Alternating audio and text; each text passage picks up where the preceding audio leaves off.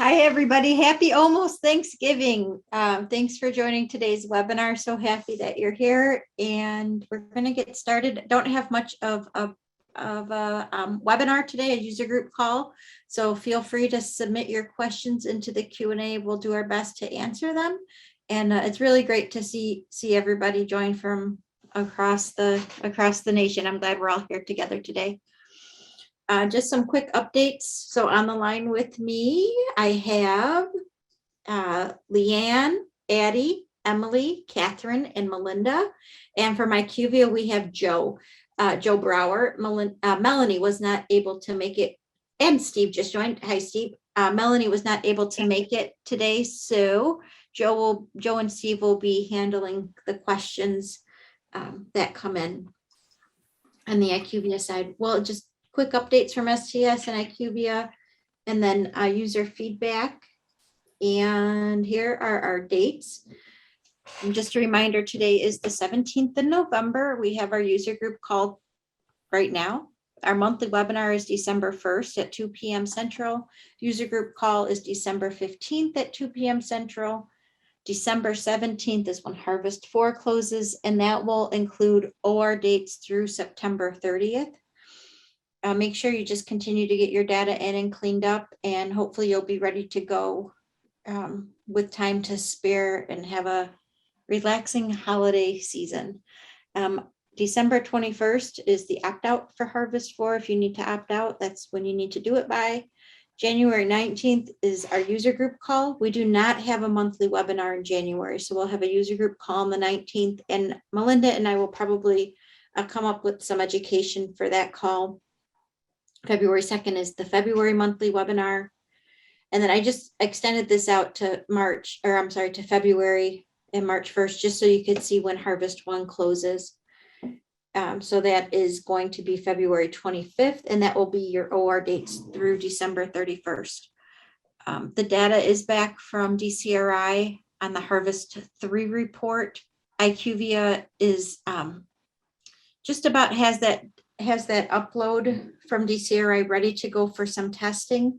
And we plan to have testing done throughout the rest of this week and then into early next week, with those reports being released within the next couple weeks to sites. So the data is on its way to you all, and apologize that it has taken such a long time to get those results back to you. The change in the composite from 12 months, in the cabbage composite from 12 months to 36 months, and the associated programming, both on the analytics side and on the warehouse side, is the cause of that delay. So hopefully in the future, we don't have these lengthy delays like this any longer. The STS updates, the AQO managers meeting that happened earlier in October. It's now available in the STS Learning Center, and I'll show you how to get over there to watch those recordings again. As long as you registered for AQO, you will have access. And then you can claim CEs by January 15th. Make sure you do that. After January 15th, you cannot claim your CEs, and you need to have attended live in person. Is that right, Emily? Is that the rules? You just have to watch both of the content. So just make sure that you watch all of the content. Oh, good. So they can watch all of the content in the Learning Center and then claim your CEs by contacting thiscoreexcel.com/STS/. Correct. Okay, thank you for clarifying. Yes. And then if you've already completed your evaluations, the certifications are coming soon. A version 3 2023 upgrade, that's on hold as we talked about, so we will not have an upgrade for the adult cardiac database coming in 2023 because the 2020 upgrade was successful, and we're comfortable with where we're at right now with what we're collecting. So that's that. And Joe, I'll let you take this statement here. Yeah, so I don't have anything to share with you this afternoon as far as items, but we are working at, if you've reported something, please rest assured that we are looking into it. If you want an update, feel free to follow up on any of the tickets you may have open with our team, and we'll be happy to look into those items for you. Otherwise, feel free to reach out if you're experiencing anything that you haven't yet reported. Wonderful, thank you. And then that's it. That's all we have today. We don't have a whole lot. So please submit your questions into the Q&A. These calls, the user group calls, are mainly for us, to give you some updates, but primarily so you all have a place to network and talk amongst yourselves, or ask questions that we can discuss as a group with everybody on the call. So that's it. The other thing I wanted to show you is, let me make this screen smaller, is where to find the Learning Center, the STS Learning Center, and that information. So this is the sts.org website.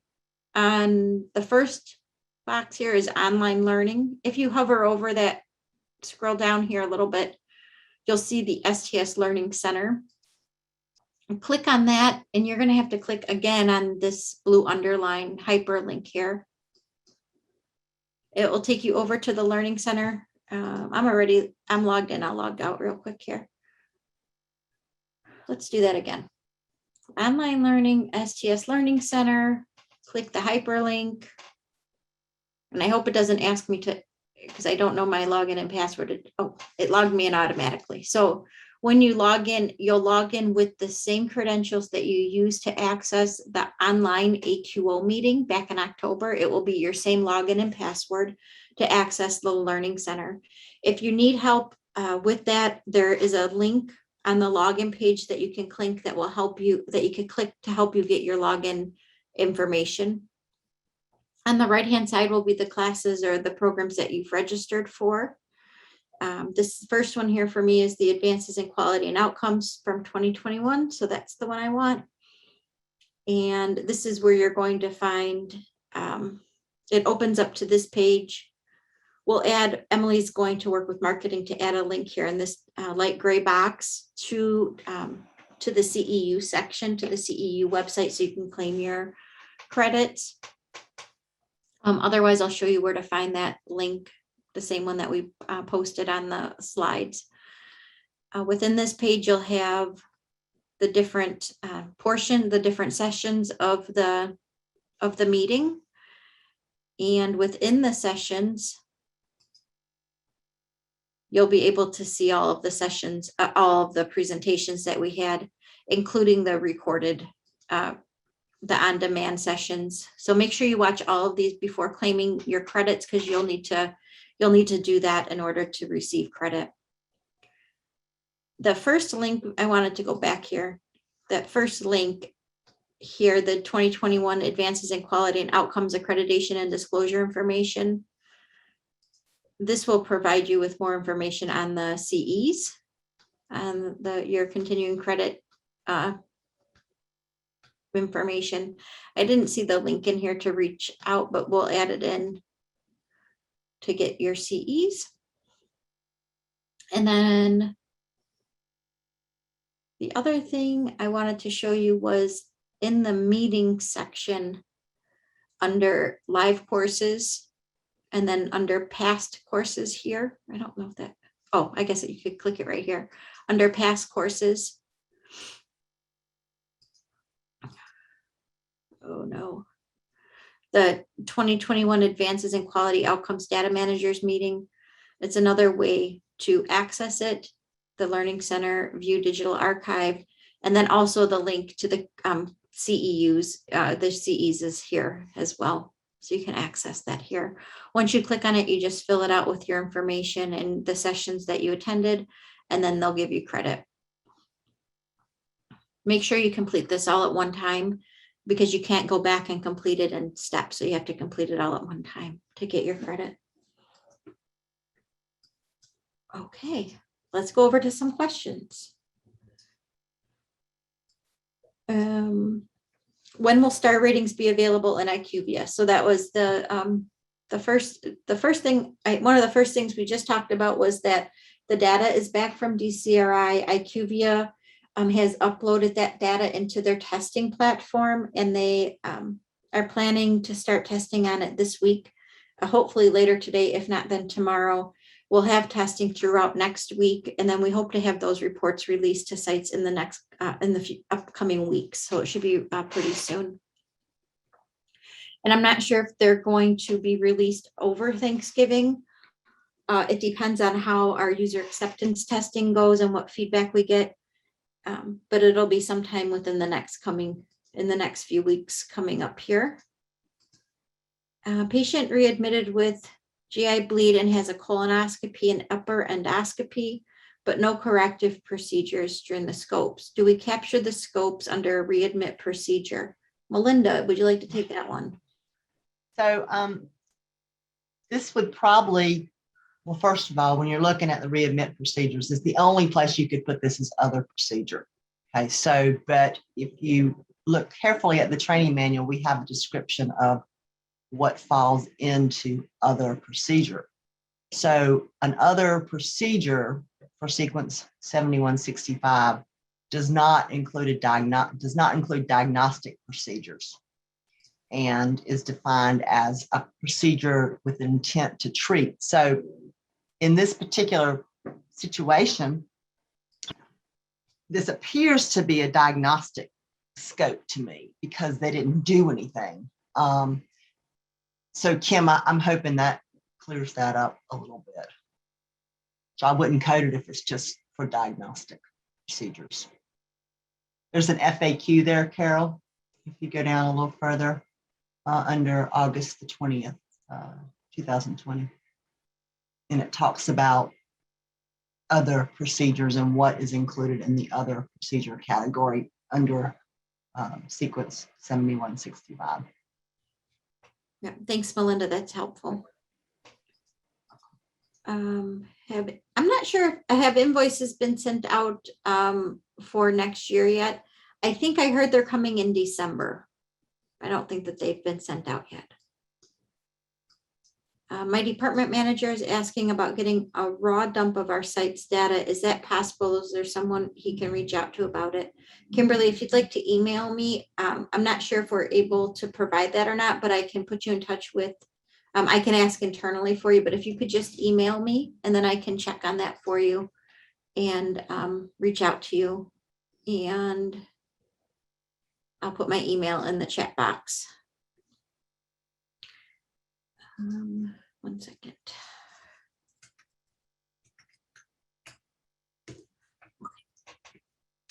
Remind me of the wording for COVID patients excluded from reporting. So all COVID patients are excluded. All COVID positive patients are excluded from reporting right now. We have a call with the surgeon leadership the beginning of December to discuss the timing of the preoperative, patients who are testing positive and being excluded preoperatively. Right now, there's no time frame on that. So any patient with a positive test prior to surgery is being excluded.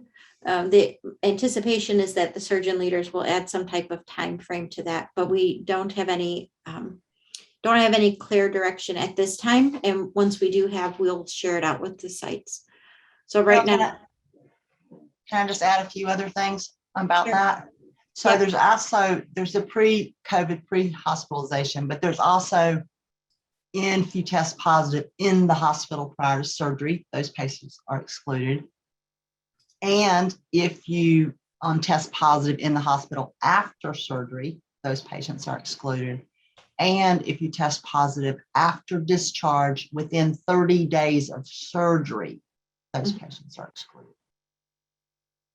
Thanks, Melinda. Yeah, any of the yes options here are excluded. Thank you. Tabitha, sorry I was late. Is there an update on the ETA for harvest report that is coming? Anticipated in the next couple of weeks, Tabitha, just pending some testing at IQVIA. That's in place, that's ongoing right now. So within the next couple of weeks, we hope to have those reports out. In regards to pre-op beta blocker for cabbage, if the beta blocker is in the patient's outpatient home medication, can we assume they took it within 24 hours of surgery, or does it have to be clearly documented when it was taken? I'll take that one. Yeah, I'm So- gonna look at the training manual too. Yeah, it's sequence 1030. I know that one by heart. By So, heart. anyway, so here's the situation here. So we have a patient that's on a beta blocker at home. And for sequence 1030, the field asked us if the beta blocker was taken within 24 hours of incision. So just because they're on a beta blocker at home, if we don't have a date or a time associated with when they took this last dose or any other note saying, you know, the patient took it this morning as instructed, or you have to prove that this patient took it within 24 hours. So the answer to this question is no, you cannot assume just because they're on it at home that they took it within 24 hours. You've got to have some proof in your documentation that it was taken within 24 hours of incision. Thank you, Melinda. Next question. I think I completed this, and Emily, this one might be for you. I think I completed the CE review, but is there a way to find out if it went through? Yeah, I would say, let me look, and I can actually reply to you privately, but then also you can contact CoreExcel directly. I believe it's at learn@coreexcel.com, but I'll put their email in the chat as well. And then the next question about posters, I believe the posters are available in the resources tab. They are. Okay. Yep. They're there, and I'll pull them up. We can look at those. Hold on 1 second. I think that's where I saw them at. So under the resources tab, there was an info tab and then the resources tab, and then this one here is the e-posters. So you can see the posters there. I don't know if these are just the posters or if it's the audio presentation. It looks like it's the PDF poster. So they're there. Thank you. Yeah, thank you. Okay. Sorry, I was late to log in. That's okay. When do we expect the reports to be released? Hopefully within the next couple of weeks, they should be released out to sites. You're welcome, Kimberly. Okay, should pericardial stripping be considered other cardiac procedure? So I'll take that one. So pericardial stripping also can be known as a pericardectomy. So the rule for that is that it's only coded as another cardiac procedure when the pericardium is removed from the left phrenic nerve to the right phrenic nerve. So it has to be a complete pericardectomy. Otherwise, it's not coded as anything really. So if you do a complete pericardectomy, you can code that as other cardiac. If you just do a partial resection, it's not captured at all. Thank you. And there's Melinda just almost exactly quoted the training manual in under sequence number 4135, other cardiac other. So there is more information in there if you needed to refer to it.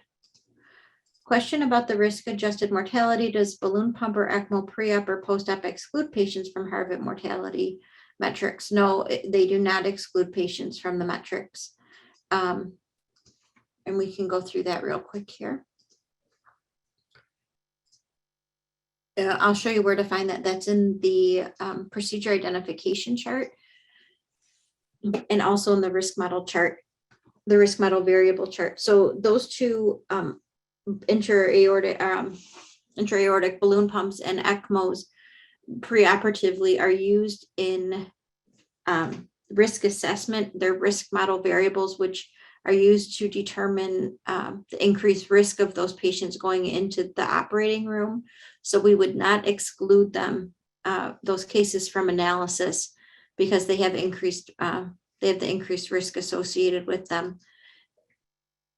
You could verify that those variables are not in the left-hand column here under variable short name. They're not in the left-hand column of the procedure identification chart, which means that they are not looked at.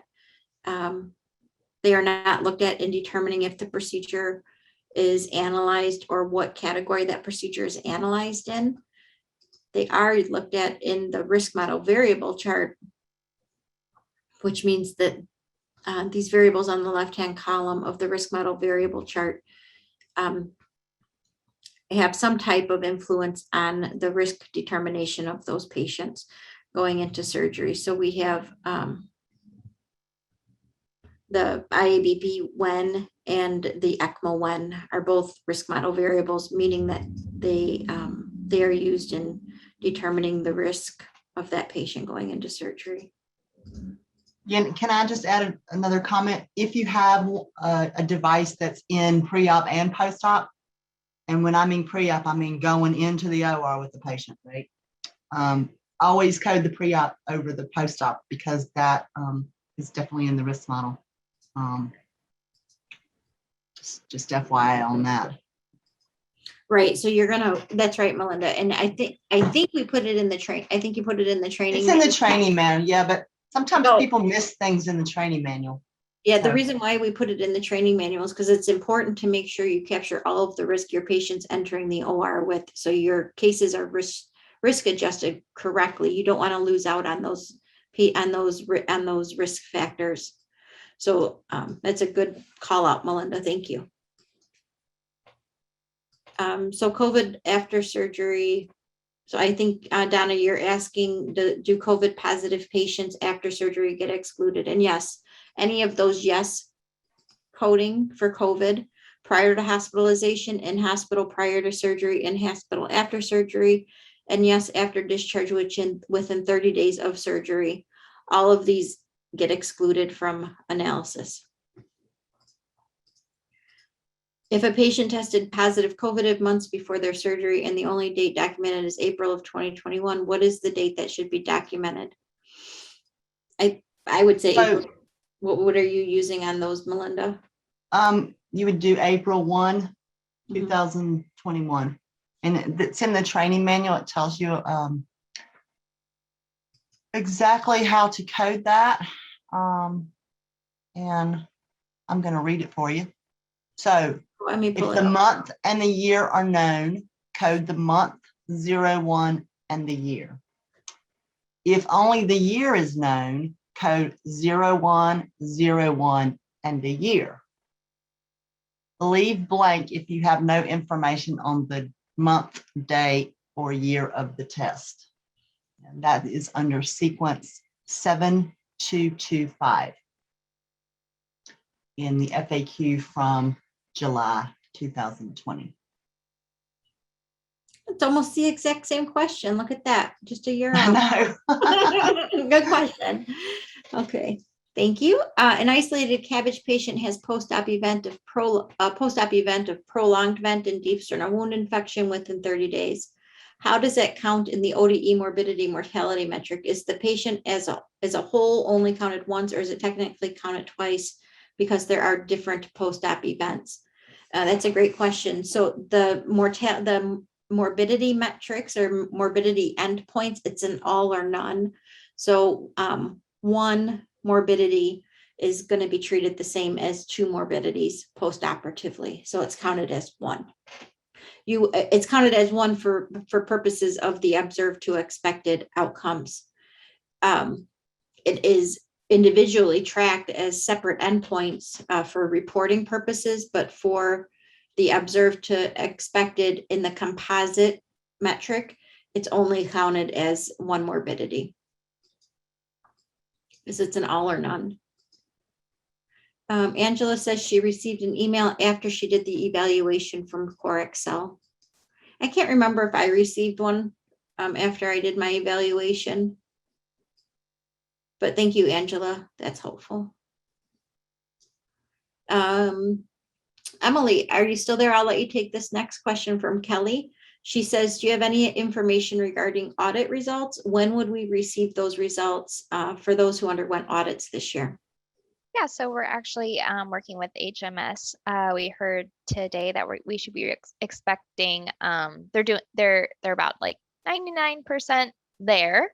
They're going to be doing running the reports, doing some QC. So it'll probably be about mid to late December when you guys receive the results. You'll receive them directly from STS.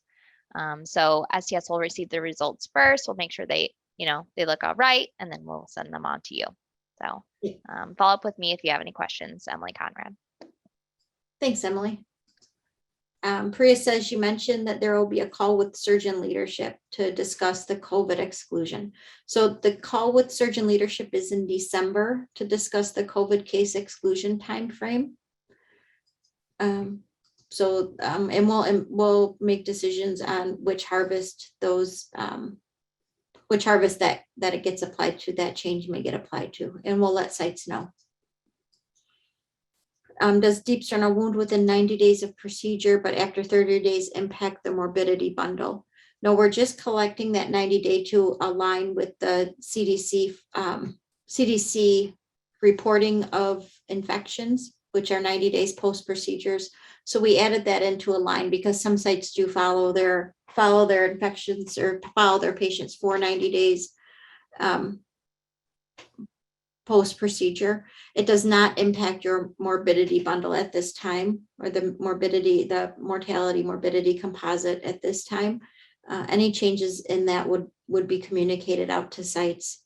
But at this time, it's a voluntary field. We just ask sites to be consistent. If you're going to collect it at all, make sure you collect it on every patient. If you're not going to collect it, then don't, which is fine. But if you are collecting it, it does not impact your outcomes ratings at this time. Why isn't the substance use screening and counseling metric? Why isn't the substance use screening and counseling performed metric is not included in the STS NQF endorsed measure report overview? Thanks. So that's a new metric. NQF 2595 was just approved by NQF. If it hasn't been completely approved, it will be soon. And if it has been approved, it was after we started going live with version 4.20. We collect that metric, but we do not report on it at this time.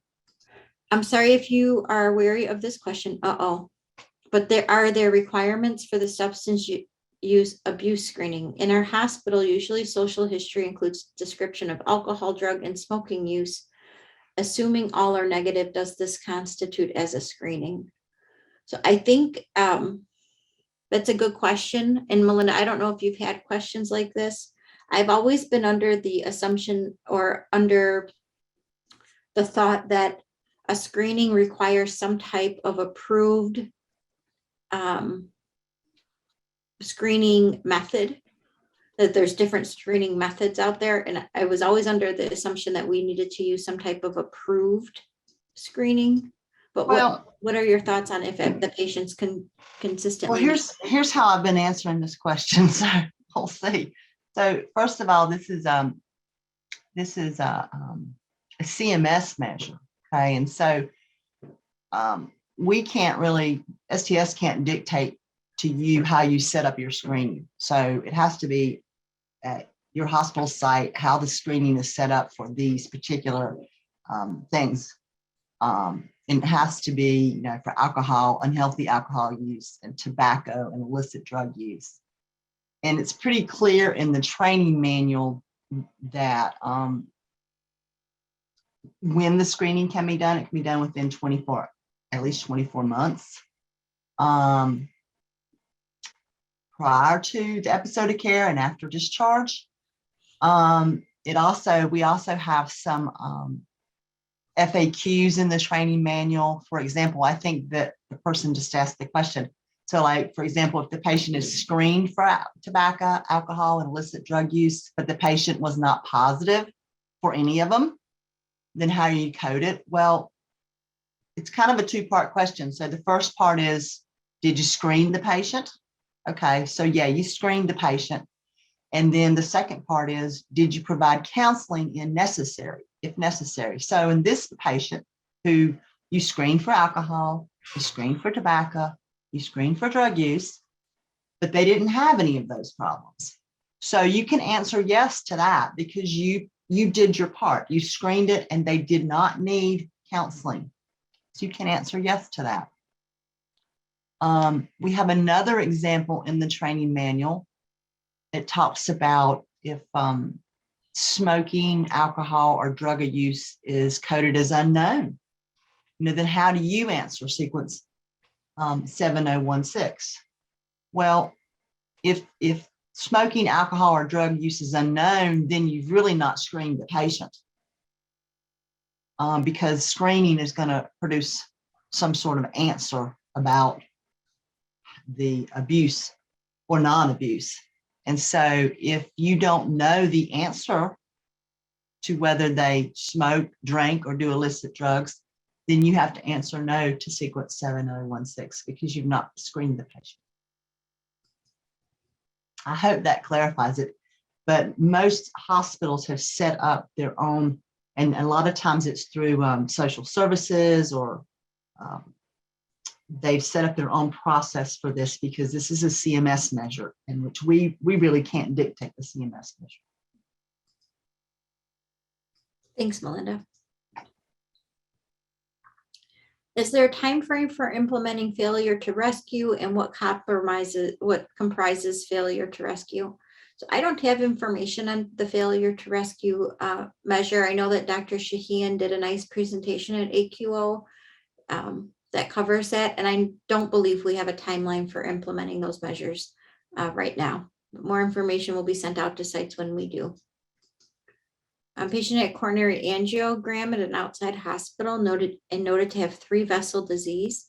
No further documentation, either in percentage or descriptions of lesion stenosis. Patient had a cabbage to LAD, circ, and the RCA. How are the lesions stenosed captured? Melinda? Sorry, I couldn't find my unmute button. All right, so well, we know we have 3-vessel disease, so we can answer that in sequence 1170.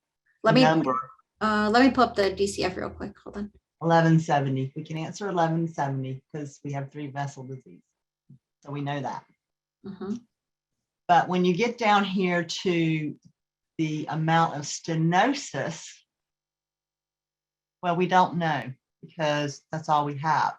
So you could, in this particular situation, a couple things that I would do. First, I'd try to clarify with the surgeon.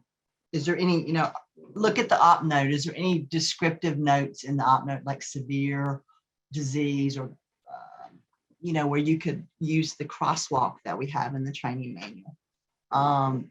If there's nothing like that, if this patient did come from an outside hospital, try to get the CAF from the outside hospital. See if you can get your medical records department to get that CAF sent over for you, so you have the exact amounts.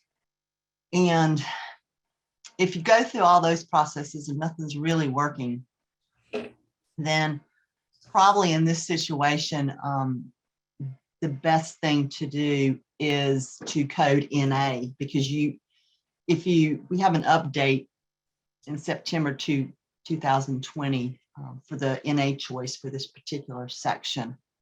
And it's right above sequence 1174, Carol. Right there we go, below that picture. So in a situation, you can use the NA choice when the patient does not anatomically have a vessel, such as a ramus. And you can also use the NA choice when the distribution of the vessel has not been addressed in the medical record, as in this particular scenario that we're talking about. That sounds good to me, Melinda. Okay. Next question, is the same true? This is related to the beta blocker within 24 hours answer. Is the same true for all the other preoperative medications? If a medication is on the home meds list, can we assume then that it was prescribed ACE/ARB within 48 hours? Or does the note need to specify all meds the patient took the day of admission? Can you go to like a 1030 and let's look at the form? Because each medication, to the data collection form, each medication has their own time frame. Okay, so that's, first of all, we have to look at each medication as a separate field, which it is. So ACE and ARB is 48 hours. And so you're going to have proof that it was given within 48 hours, just like the beta blocker. And then you go to the anti-anginal categories, where the calcium, the long-acting nitrate, and those are, or the long-term beta blocker, those three choices. That's within 2 weeks, okay, or on home medication. Okay, so each section has their own time. Look at your antiplatelet, it's asking for 5 days. Okay, so if you look in the training manual under sequence 1071, it talks about how to count days. So for medications that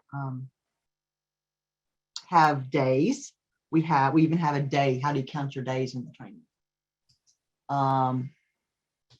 That's under 1071. We have a, if you'll look right there under the intent clarification, each day of discontinuation is counted by starting each day at midnight. So like if you only know that the patient had an aspirin on, Tuesday, now they're having surgery on Friday, then this will tell you how many days, how you're going to count your days to put in what the days of discontinuation were. So each medication has clear instructions and different timing. So it's kind of hard to answer that question and say blanket, yes, they all have to have certain things because they all have different requirements. So hopefully that's enough of an answer. I'll stop rambling. You did good, Melinda, that helped. And good question from Julia. She's not clear on 2 issues.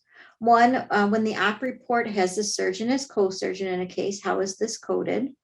You're only going to code the main surgeon for that case. And then the second question, which it says also, you had mentioned in TAVR, if my surgeon is co-surgeon with the interventional cardiologist and he dictates an op report, do I enter this procedure into the adult cardiac, even if we collect it into the TBT registry? So no, that TAVR cases have to be submitted into the TBT registry. It is up to your site if you want to enter those also into the STS adult cardiac registry, but they are not required. If you did enter that case into the adult cardiac registry, you would enter your surgeon as the surgeon on that case. Anything to add, Melinda? No, just that the surgeon that you enter, if there's 2 surgeons or 2 operators, always the surgeon that you enter is the participating surgeon, especially if one's not on your participation agreement. You're always going to enter the one on the participation agreement. And if both of them are on the participation agreement, then as Carol said, you're going to enter the surgeon who was the primary surgeon on the case. Thank you. Next question is, what is resuscitation? Does it have to be CPR or do ICD shocks count? Medication administration, availed ventricular ablation for VT, pleomorphic VT requiring internal shocks, failed ATP, VF arrest, electrical storm. Oh, this must have been the whole case. Intubated, deeply sedated, amiodarone and lidocaine drips on ECMO. Eventually had a heart transplant. I'd say that's resuscitation. Well, it's a couple of things we can pull out here. So first of all, let's just look at the ECMO. Okay. If the patient it goes to the operating room on ECMO, that's automatic coding of resuscitation. It's also automatic coding of a salvage status in sequence 1175. Okay, so let's look at that first. If this patient wasn't on ECMO, let's take ECMO out of the picture. So he's not on ECMO. So you would have to look at when this patient was having the arrest situation. When was he having the VFib? When was he having all this stuff? Because if he's not, resuscitation, we have 2 categories for that. We've got one that was like within 24 hours, and the other one is within 1 to 24 hours. So depending on the timing of those other things, but generally speaking, resuscitation is, CPR, complex circulatory support, that like ECMO. What resuscitation is not, because I get this question a lot. Resuscitation is not coded when the resuscitation occurs after entry into the OR, or after induction. So, because a lot of times, sometimes when you induce people, they have an arrest. It's it's induction, right? Not entry into the OR. It's I induction. think it's induction. Okay. Yeah. I'm making sure Yeah. I am, because my brain is old. So yeah, it's induction of anesthesia. So there you go, got it right in front of me. I thought that's what it was. So anyway, resuscitation is not captured after induction of anesthesia. So if your patient arrests and has shock after induction of anesthesia, then you do not capture cardiogenic shock or resuscitation. Yeah, that's good information, Melinda. What about these internal shocks and multiple number of VFib arrests? Well, see, I think you're going to have to look at the timing of when that occurred, because when you look at the resuscitation we have, if the patient's actively arresting and having a VFib arrest within 1 to 24 hours, 1 to 24 hours pre-op, we have a category for that. If the patient's having it within 1 hour, we have a category for that. So you got to kind of look at the timing of when that stuff's going on, in order to determine if that qualifies as arrest, because it may have happened 3 days ago. Yeah. Now they're stabilized and now they're going to surgery. But the big important thing here is this patient's on ECMO, so that's automatic resuscitation, and it's automatic emergency salvage. Very good. That's great. Thank you. Okay. Mary's asking if there's a diagram of the heart with clear blockages with percentages, and the left main has no blockages on the diagram. Can you document no? I do. I would too. Her surgeons like to draw pictures, and I think that's really nice. I know. I love pictures. Yeah, we do. All right. If you have both a date and time documented, you use that information to determine based on a 24-hour clock, correct? If all you have is the date but no time, then you revert to 12 a.m. Is that correct? That is right. So when you're doing meds that have day discontinuation, if you know the exact time of that last medication was given, then you can count the time. You don't have to do the day counting. But if you don't know, you only know the aspirin was given like Tuesday and now it's Friday, then you can go to the day counting method that we have in the training manual to assist you with that. Very good. Thank you. Next question. RCA is 80%, then balloon angioplasty done. Proceeded to do cabbage of LED and LED circ and RCA. Do we capture the RCA at 80% to the stenosis grid after PCI balloon, or do we code it as non-stenosed? I think that's in the code it after the angioplasty. So if it's 80 reduced to 0, then it's not stenosed. If it's 80 reduced to 50, then you're going to capture it as 50. So it depends on what it is, how far did that angioplasty reduce that stenosis down. That's what you're going to capture. Because it's the stenosis that the patient goes into the OR with. Okay, so that's what we're looking for in that grid of stenosis. Thank you. Thanks, Melinda. Next question. Sadly, I see ECMO used frequently at my place, and if the patient was on ECMO for 2 to 3 days prior to going to the OR, I have not been coding resuscitation, but do say they are salvage.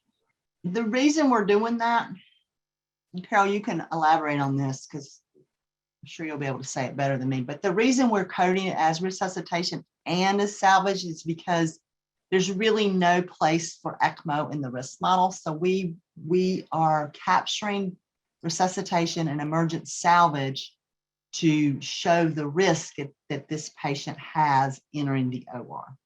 Well, yeah, and I think I think the point is that this patient has been on ECMO less than 24 hours, right?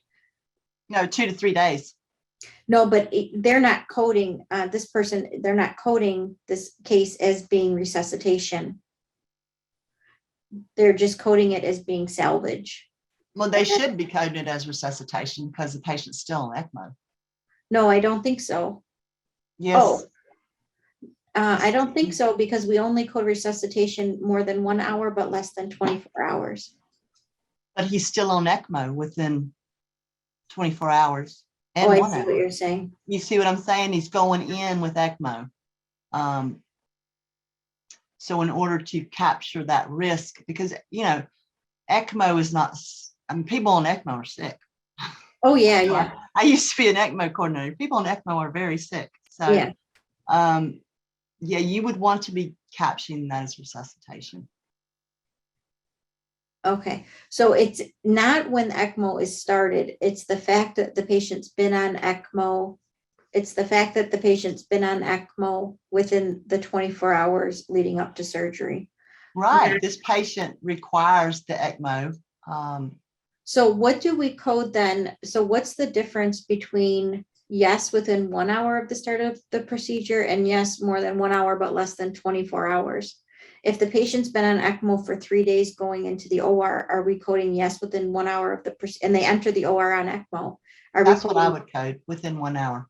yes within 1 hour of the start of procedure? Because yes, in my mind, yes, more than 1 hour to 24 hours is somebody who The ECMO was had an discontinued. arrest, yesterday, but it was within 24 hours of surgery, or it was somebody who maybe had their ECMO taken off. I think that's what it is. So I think the yes, more than Mhm. 1 hour, but less than 24 hours signifies that that patient was on ECMO within the day, within the 24 hours leading to surgery, but it was discontinued prior to entry into the OR. This yes within 1 hour of the start of procedure identifies those patients who were on ECMO, probably going into the OR, right? Okay. Right. So I would be coding those patients as resuscitation, as Melinda said, and as salvage, for your question. So if you realize that you've been coding something wrong, how far back do you go to correct that error? Or do you chalk it up to life and live and learn and change practice moving forward? Definitely change practice moving forward. My suggestion is what I would do if I were to found an error. I would clean up my data. If I have time, clean up my data going back to whatever the analysis period's going to be. And since everything's moving to 36 months, I would go back 3 years and update my data. It also depends what that is, if it's outcome or if it's something that's used in risk assessment, risk model variables, definitely make sure to clean it up. But if it's things like, I don't want to say that no data point is not important, but you just have to use your critical judgment in deciding how you want to use your time. If it's something that we're not using in risk assessment and maybe it's you accidentally coded I don't know, zip code wrong. I mean, I don't know if I'd go back and do that, but definitely anything that, as a rule of thumb, I would go back and change anything within the last 3 years if I knew that I had a mistake. Well, especially just what we were just talking about. Yeah. If Oh, absolutely. Because that all goes into if you had not been coding your ECMO as resuscitation, because that's in the risk model, yes, I would definitely go back and fix that. Yeah, absolutely. Totally agree. How do you code a patient who is discharged to another acute care facility, then is moved to a full-time vent facility moved to a full-time vent facility that is considered a skilled care facility. Patient is doing PTOT but fails weaning from vent. Discharge date would be the date discharged from the continuing acute care facility. So Sorry for the scrolling, everybody. went to an acute care facility and then went to a full-time vent facility, which I'm assuming, okay, I'm assuming that that's an LTAC. If it is an LTAC, then that is your discharge date, the date that the patient went to LTAC, because the LTAC is not acute care hospital. So that's the key there, Kimberly. If that full-time vent facility is an LTAC, then the date that that patient went to the LTAC is the discharge date. Yeah. Agree. Okay. Yes, I had a cabbage on ECMO pre-op for 3 days and pre-op, 3 days pre-op. So this is no to resuscitation, but yes to salvage. No, as Melinda said, it would be yes to both. Yep. Resuscitation and salvage. And, oh, good point, Cynthia. And if you correct your data, you should resubmit it to IQVIA. Yes, be sure that if you are not a direct data entry user and you go in and you update your data in your vendor software, you need to resubmit that data to IQVIA so it gets included in the warehouse for analysis.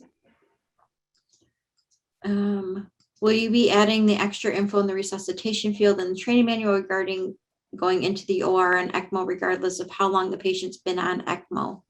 So I think I had a difficult time with that, but maybe it makes sense. I can try to clarify it. I think, Okay. I don't know. I think it's in there, but I'll try to clarify it. Maybe we could just do it, just use the same scenario of the patient being on ECMO for 3 days preoperatively. And yes, it's the same, same thing with impellas are also included in this. No, well, let me talk about that a little bit. Oh, Okay, so impellas and LVADs are captured in the risk model, okay? And the only time that you would include them in resuscitation, because I've had a long, is if they're initiated emergently and the patient's taken right to surgery, because they have to have those things to live, okay? So they're captured in the risk model, so they're a little different than the ECMO rules. So that's initiated emergently prior to surgery. The patient has to have that circulatory support to survive. Then you can code them, but just not because they have an impella or an LVAD, because that's captured elsewhere in the risk model. so the key is that the impella or LVADs need to be initiated emergently. Yeah, and for survival. I mean, these people need these devices to survive. So let's add some clarification or just some additional examples in with those, I think would be helpful. Okay. Okay, and then this, I think, Lucretia says, thank you. And then Sherry Lynn is asking, does post-op AFib in the complication section count in the risk adjusted calculations? And the answer is no to that. We don't look at AFib, new onset AFib, as one of the morbidities included in the composite measure, or it's not included in the risk adjusted outcomes. And then Kimberly saying the patient vent facility is an LTAC, but do I calculate the vent time for all the days in the acute care? And I was just going to pull that up real quick. Yeah, it's in sequence 6595. I was just looking it up. Thank you. It's fairly wordy, but the basic gist of it is that you count everything until the final liberation from the ventilator. Okay. And if you look at number, here, I'll go up just a little bit, like number, starting here. Is it the initial? No, it's all describing where you were, 2, 3, 4, and 5. Yeah, under 60. If you see this in 2, 3, 4, and 5, it talks about capturing vent hours. Okay. And if you look at number 4, It talks about a patient that has a trach, and then he goes between CPAP and he goes between the vent and the trach collar and back and forth. And so you're going to use the final liberation time from the ventilator. So that's the date and the time that the patient no longer requires the vent. Now, this patient, I can't remember in the question if the patient went on a vent to. Yeah, the LTAC. they couldn't wean the patient. Mhm. Okay. So in that particular case, you're going to put the discharge date and time. From the other acute care, right? So they were Yeah, at hospital the A. and they other got acute care transferred to hospital, because B. that patient was never liberated at all from the Okay, ventilator. so it's OR exit to discharge at hospital B. If you've never liberated, yes. Okay, thank you. And all right, last question, because then we need to go on time today. We had a case that on 9/3 at another hospital. Oh, they tried to wean her inpatient, but had to re-intubate her. So you'll have to figure out your times for the additional intubation, additional ventilated time then, in that case, Kimberly. But it will be, if they never extubated her after that first re-intubation, then you would need to count the time from re-intubation to discharge at hospital B to get your additional vent hours. And then you would add those onto your initial vent hours. We had a case that was on 9/8 at another we had a case that was on 9/3 at another hospital, had cardiac arrest and CPR. The internal mammary was dissected secondary to CPR, transferred to our hospital, and the surgeon used a vein. Is this a no internal mammary use coded as STS acceptable? So Julia, Julie, go ahead. we're probably going to say the same thing. I was going to say, you need to send that in so I can give that to you in writing. That's exactly what I was going to say. We got each other. All right. We all have to go now, but I do appreciate everybody's time today. And I hope you all have a really wonderful Thanksgiving. Stay safe. And I hope that you get to enjoy time with family and loved ones. And thanks, Melinda, STS team, and the IQVIA team. And I will see you all after Thanksgiving. Thank you. Bye, everybody. Bye.